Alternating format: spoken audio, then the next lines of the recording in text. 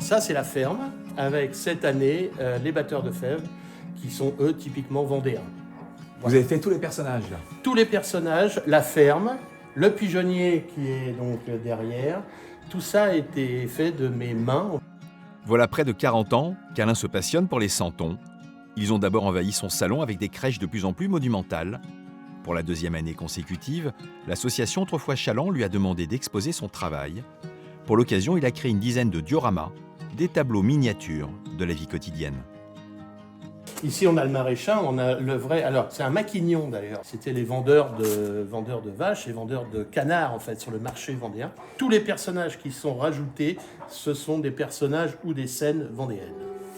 Aujourd'hui, ce sont près de 200 personnages différents qui sont sortis de son imagination. Une passion envahissante, Alain a dû improviser un atelier dans sa maison. Je trouvais que les santons qui étaient dans le commerce étaient des santons qui étaient plus trop figés, en fait.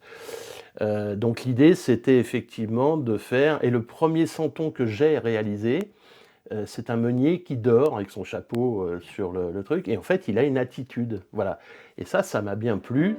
Le défi était de donner vie à ces personnages, des figurines uniques.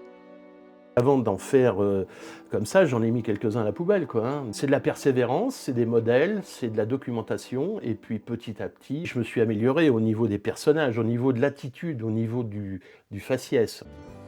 Alain a ainsi fait naître des personnages, puis tout un village avec son décor. Des scénettes qui seront visibles chaque après-midi du mois de décembre à la ferme de la Terrière à Chaland.